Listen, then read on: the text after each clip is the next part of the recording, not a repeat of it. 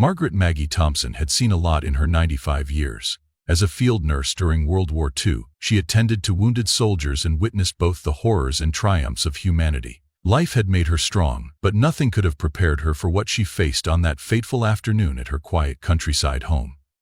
Maggie lived alone in a small, time-worn house at the edge of town. Her husband, Robert, had passed away years ago, and her children lived across the country. Despite her age, she managed just fine, tending to her flower garden and cherishing letters from her grandchildren. But lately, trouble had come knocking, in the form of a rowdy biker gang. The group of bikers called themselves the Black Hounds. For months they had lurked on the outskirts of town, terrorizing locals with reckless driving and deafening engines. But when they set their sights on Maggie, things took a darker turn. At first it was small acts of intimidation. Beer bottles smashed on her driveway, trash thrown into her yard. Then they began revving their engines late at night outside her home, making her windows rattle. Maggie refused to be intimidated, but she knew they were testing her, trying to break her spirit. One evening, she shuffled out onto her porch and called out to the gang that had gathered across the street. "Do you boys have nothing better to do than harass an old woman?" she asked, her voice firm but calm. The bikers laughed. One of them, a burly man with a thick beard and a tattoo of a wolf on his arm, stepped forward. "We just think it's funny, Granny," he sneered. "This house, this land, it's not for someone like you anymore. Maybe it's time you moved out." Maggie's eyes narrowed. She knew what this was about. Rumors had been floating around that a developer wanted to buy her land, but she had refused every offer. This gang wasn't just bullying her for fun. They wanted her gone. One evening, things took a terrifying turn. The bikers didn't just make noise. They rode their motorcycles up onto her lawn, tearing through her flower beds. Maggie stood on her porch, gripping her cane, fury burning in her veins. When she saw them spray-painting vulgar words on her fence, she knew she had to act. That's when she made the phone call. Maggie reached for her old rotary phone inside her home. Her fingers, though wrinkled with age, dialed with precision. When the other end picked up, she spoke in a calm, measured tone. "It's Maggie, I need a favor." The voice on the other end was deep and understanding. "We're on our way." The bikers continued their destruction, laughing amongst themselves. They had no idea that within 20 minutes, the distant rumble of motorcycles, far louder and heavier than their own, would fill the air. A convoy of motorcycles larger than any the town had ever seen came roaring down the road. Their riders wore matching leather jackets emblazoned with a symbol that sent shivers down the spines of the Black Hounds. It was the Iron Serpents, one of the most respected and feared motorcycle clubs in the country. Unlike the Black Hounds, the Iron Serpents had a code.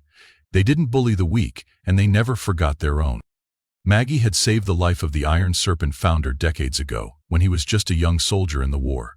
In return, he had promised that if she ever needed help, she only had to call. And now, that favor was being repaid. The leader of the Iron Serpents, a massive man known as Grizzly, stepped forward. He removed his helmet and fixed the Black Hounds with a steely gaze. "You've been messing with the wrong lady," he said, his voice like thunder.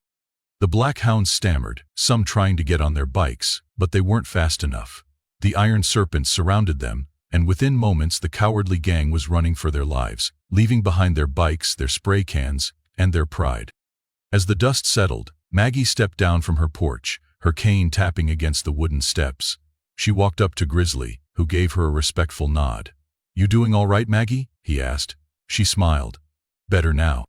That night, the town was quieter than it had been in months. The Black Hounds never returned, and Maggie continued living in her home in peace. Every now and then she received visits from her unlikely protectors, reminding her that respect and kindness were never forgotten, especially among those who lived by a true code of honor. In the days following the Black Hounds' humiliation, the town was abuzz with whispers. No one had expected the Iron Serpents to roll in like thunder and sweep the problem away so effortlessly. The townsfolk had always kept their distance from biker clubs, believing them to be trouble. But now, they saw something different. A code of honor that even the authorities had failed to enforce. Maggie, however, wasn't done yet. She wasn't the type to let things slide, especially when it came to protecting her home. One morning, she found Grizzly sitting on her porch, sipping a cup of coffee she had made for him. "I know they'll try again," Maggie said, staring at the ruined fence the Black Hounds had vandalized. Grizzly nodded. Probably. Snakes like them don't like being embarrassed. Maggie took a slow sip of her tea. Then it's time to make sure they never come back. Maggie had been around long enough to know that some fights couldn't be won with just muscle. This required strategy. She reached into an old wooden box beside her rocking chair and pulled out a worn leather notebook. "I kept notes," she said. Grizzly raised an eyebrow. "Notes?" Maggie nodded. "Every time they came around I watched. Noticed who they were, which direction they came from, even their license plates when I could." She tapped the pages. "I might be old, but I'm not blind." Grizzly chuckled. "You remind me of my grandmother." Maggie smirked. "She must have been a smart woman." "She was terrifying," Grizzly admitted. With the information Maggie had gathered, the Iron Serpents set to work. They tracked the Black Hounds back to an abandoned warehouse on the outskirts of town. It turned out the gang had been using the place for illegal activities, stolen bikes, drug deals, and even weapons trading. Grizzly made a call of his own to a contact within law enforcement. Though the Iron Serpents had a reputation for riding the line between law and outlaw, they had no tolerance for those who hurt the innocent. A week later, the Black Hounds returned. This time, they weren't just looking to scare Maggie. They wanted revenge. It was past midnight when the distant rumble of motorcycles cut through the still night. Maggie, awake as always, stood by her window watching.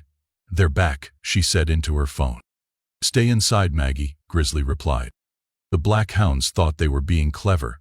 They cut their engines a few houses down, creeping toward Maggie's property under the cover of darkness. One of them pulled out a can of gasoline. Another held a chain. Before they could reach her fence, headlights flooded the street. Not just one, not just two, dozens. The Iron Serpents had arrived, and this time, they weren't just here to scare anyone off. They were here to end things. The leader of the Black Hounds froze as Grizzly stepped out from the shadows. "You didn't learn your lesson, did you?" The Black Hounds scrambled, but it was too late. Police sirens wailed in the distance. The authorities had been tipped off, and the Serpents had made sure the evidence was there. One by one, the Black Hounds were rounded up. Some ran, some fought, none escaped. By dawn, the only sound on Maggie's street was birds chirping in the trees. Grizzly stood by her porch, looking at the newly repaired fence. The Iron Serpents had fixed it themselves. "No one will bother you again," he said. Maggie patted his arm. "I never doubted you."